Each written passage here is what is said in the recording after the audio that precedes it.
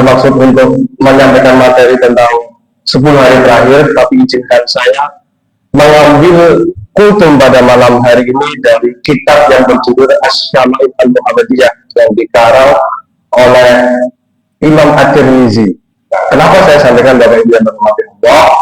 Saya yakin panjenengan semua akhir-akhir ini yang kita tahu di luar negeri sana sedang terjadi konflik, dan kemudian di negeri kita antar orang sesama orang Indonesia kemudian saling berdebat, ada yang pro kubu sini, ada yang pro kubu sini, sampai kemudian diangkat di salah satu televisi, kemudian narasumbernya mengatakan kalimat-kalimat atau kata-kata yang tidak pantas untuk disampaikan, apalagi mohon maaf kepada orang yang lebih tua, di mana adabnya, di mana tata keramanya, di mana norma, kalau kita orang Indonesia mungkin ada ketimurannya, mana kok berani-beraninya menyebut dengan kebun binatang, kaki empat, dan lain sebagainya.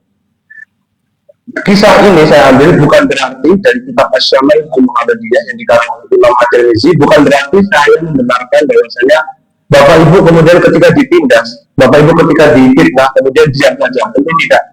Tapi saya ceritakan dari awal mulanya mengapa baginda Nabi Muhammad SAW ini sabarnya begitu luar biasa. Jadi dalam kitab Asy-Syama'il Al-Muhammadiyah, jadi kitab ini berisi apa istilahnya ya, karakter, sifat-sifat mulia dari baginda Nabi yang patut untuk kita contoh. Salah satunya adalah beliau yang penyabar dan juga tidak mudah mengeluarkan kata-kata kotor, kaki empat lah, kebun binatang dan lain sebagainya.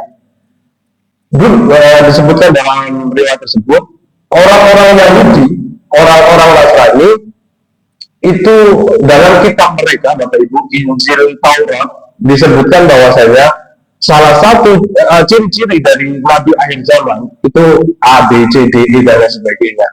Nah, di situ ada seorang pemuka Yahudi yang bernama Zaid bin Su'bah, ada yang menyebutnya dengan Zaid bin Sa'lah. Jadi pemuka Yahudi ini dalam kitab mereka, kitab Taurat sudah membaca, oh nanti yang namanya Ahmad atau Muhammad Nabi akhir zaman ini punya ciri-ciri A, B, C, D, E, dan lain sebagainya. Sampai akhirnya ada satu sifat, satu hal yang ingin dikonfirmasi oleh Zaid bin Su'bah ini dari baginda Nabi SAW ini, ada satu sifat yang ingin beliau tes. Betul nggak sih Muhammad itu penyabar? Betul nggak sih Muhammad itu tidak mudah mengeluarkan kata-kata kotor? Jadi kemudian terjadilah amalan di antara keduanya untuk tes kenabian Muhammad. Zaid bin Su'bah orang Yahudi, pemuka Yahudi, rabi Yahudi, kemudian bermuamalah Bapak Ibu, beli kurma kepada baginda Nabi. Ya Muhammad, saya beli kurma sekian kilo, nanti saya bayar dan nanti saya ambil 1 bulan ke depan. Jadi pesen kurma istilahnya. Singkat kisah Bapak Ibu dalam Allah, belum sampai 1 bulan, ya, jadi ini siasatnya Zaid bin Su'bah bahwasanya ingin ngetes, betul nggak sih Ahmad ini atau Muhammad ini Nabi yang diutus oleh Allah di akhir zaman. Belum ada 1 bulan, kemudian Zaid ini datang ke Madinah, melihat baginda Nabi waktu itu sedang ada di masjid Nabi, sedang mengadakan majelis ilmu. Terlihat di situ ada baginda Nabi dan beberapa sahabat. Baginda Nabi menggunakan surban. Mungkin kalau saya ilustrasikan Bang, seperti ini surban. Nah, tiba-tiba tidak ada angin, tidak ada hujan, tidak ada keduduk.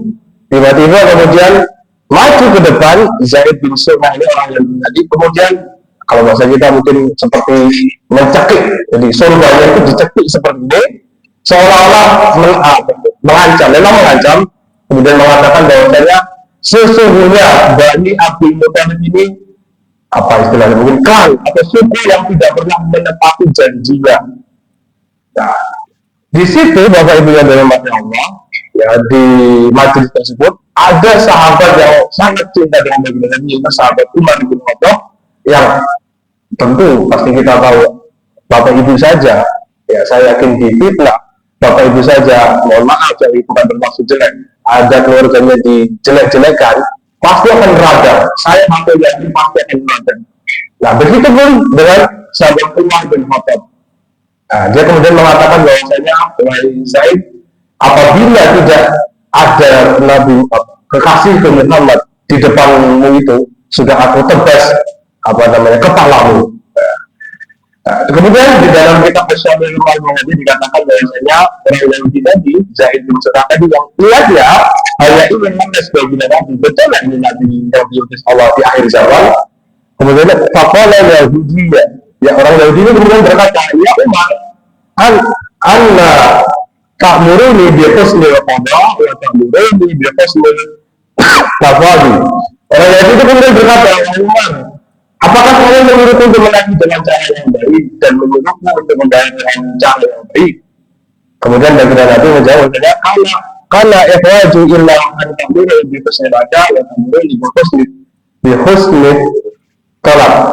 Nah, seharusnya kemudian baginda Nabi mengatakan bahwasanya Umar, kalau saya terjemahkan, Umar kembalilah ucapkanlah hal-hal yang baik, sampaikanlah kalimat yang baik ya, kepada si Zaid ini, kemudian pulanglah maksudnya kembalilah ke rumah baginda Nabi, ambilkan pesanan dari si Zaid, taruhlah 1 kilo kurma tadi, kemudian tambahkan 1 sok, ya tambahkan mungkin kalau dari 1 kilo menjadi 2 kilo. Nah, apa yang diberitakan oleh baginda Nabi kepada Umar itu tentu ya nggak kepikiran orang zaman sekarang, sudah dihina, sudah direndahkan, sudah difitnah, kemudian masih berbuat baik kepada orang yang menganiayanya. Ya.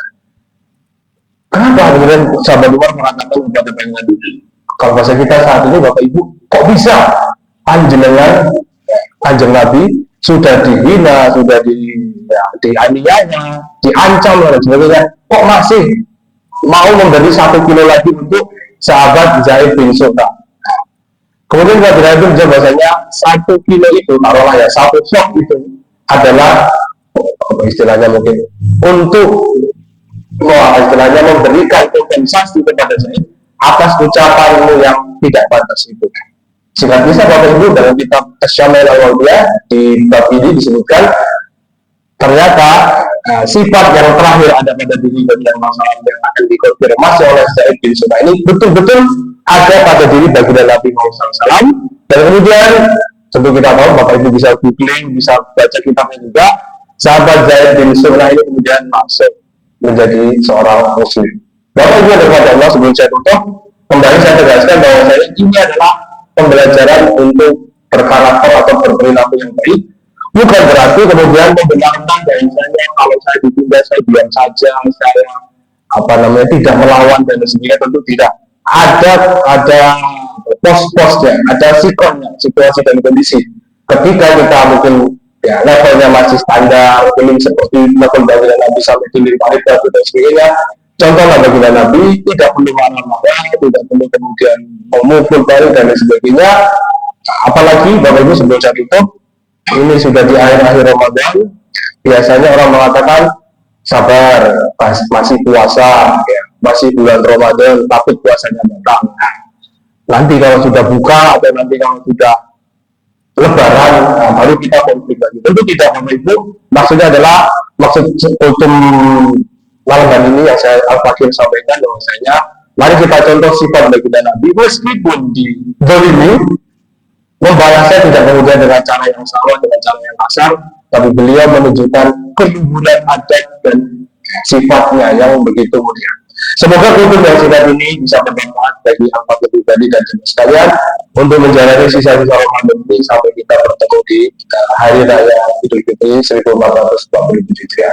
Akhirul kalam, semoga yang singkat ini bisa bermanfaat. Assalamualaikum warahmatullahi wabarakatuh.